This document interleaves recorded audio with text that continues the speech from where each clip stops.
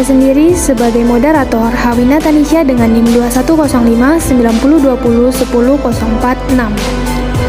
Saibatul Aslamia dengan NIM 2105-9020-1010. Magfiratul Husnul Fitri dengan NIM 2105-9020-1008. Humayro Nazira Atika dengan NIM 2105-9020-1015. Dedek Kasmianda dengan NIM 2105-9020-1011-5. Husnul Umami dengan NIM 2105-9020-1020-6. Ruwaida dengan NIM 2105-9020-1004. Murziani dengan NIM 2105-9020-1020.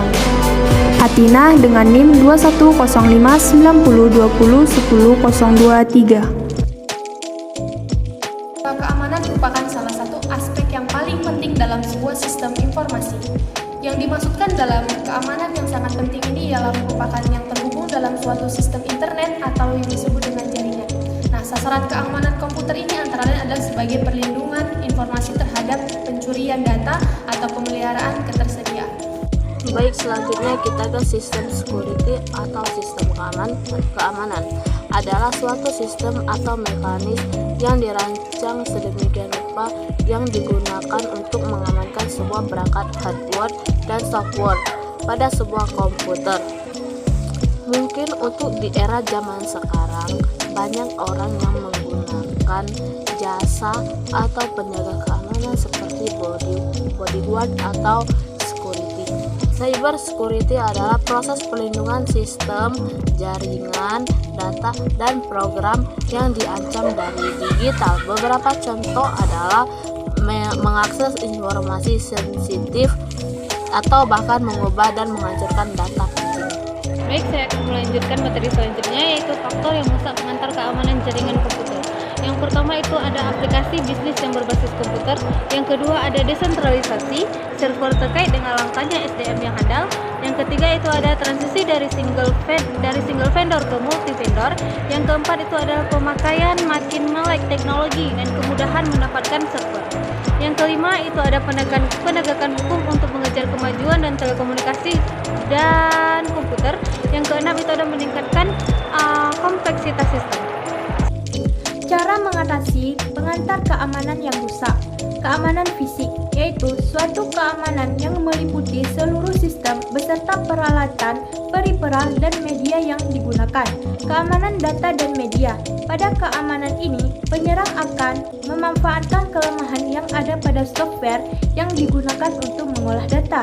Keamanan dari pihak luar merupakan salah satu tindakan yang diambil oleh seorang hacker maupun cracker untuk dapat masuk pada sistem yang menjadi targetnya. Keamanan dalam operasi merupakan salah satu prosedur untuk mengatur segala sesuatu yang berhubungan dengan sistem keamanan pasca serangan. Komponen keamanan jaringan. Komponen keamanan jaringan ada beberapa. Yang pertama, authentication. Ialah penerima informasi dapat memastikan keaslian pesan tersebut datang dari orang yang dimintai informasi. Yang kedua, integrity. Keaslian pesan yang dikirim melalui sebuah jaringan dan dapat dipastikan bahwa informasi yang dikirim tidak dimodifikasi oleh orang yang tidak berhak dalam perjalanan informasi tersebut. Yang ketiga, privacy. Lebih ke arah data-data yang sifatnya pribadi. Authority, informasi yang berada pada sistem jaringan tidak dapat dimodifikasi oleh pihak yang tidak berhak atas akses tersebut. Confidentiality merupakan usaha untuk menjaga informasi dari orang yang tidak berhak mengakses. Privasi lebih ke arah data-data yang sifatnya privat atau pribadi. Availability, aspek availability atau ketersediaan berhubungan dengan ketersediaan informasi ketika dibutuhkan. Akses kontrol. Aspek ini berhubungan dengan cara pengaturan akses kepada informasi. Topologi jaringan. Pertama, topologi bus. Topologi bus merupakan topologi yang mempunyai kabel tunggal yang saling menghubungkan ke semua perangkat jaringan.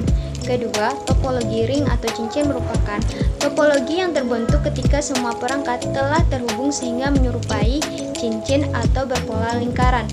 Topologi ini juga akan menerima informasi dari satu perangkat ke perangkat lainnya. Ketiga, topologi star merupakan topologi yang masing-masing workstation memiliki jalur yang terhubung langsung melalui server atau hub. Keempat, topologi tree atau pohon merupakan topologi gabungan dari topologi star dan bus. Dengan menggunakan jaringan pohon ini atau cardboard mendukung adanya perluasan jaringan yang lebih baik. Yang kelima, topologi mesh merupakan mesh sering dipakai ketika terdapat suatu kondisi di mana tidak adanya hubungan komunikasi yang terputus secara absolut atas node dalam sebuah jaringan komputer. Transmisi data.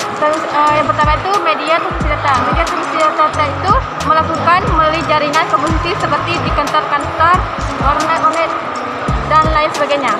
Yang kedua, jalur transmisi data. Jalur transmisi data itu jalur suatu alat yang mampu mengirimkan informasi dengan menggunakan peralatan yang lain. Yang ketiga itu konfigurasi jalur transmisi data, yaitu sebelum menggunakan transmisi data atau pengirim data, maka salah satu faktor yang penting untuk diperhatikan adalah konfigurasi jalur transmisi. Dalam konfigurasi tersebut dibedakan menjadi beberapa macam.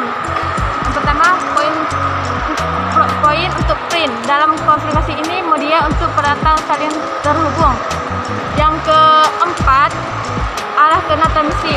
Arah kena transmisi itu data juga dapat diartikan sebagai yang menghubungkan dua unit alat untuk mengirimkan datanya. Yang kelima, mode transmisi. Mode transmisi itu adalah data yang dikirimkan dari suatu media dan alat oleh media atau alat yang lainnya.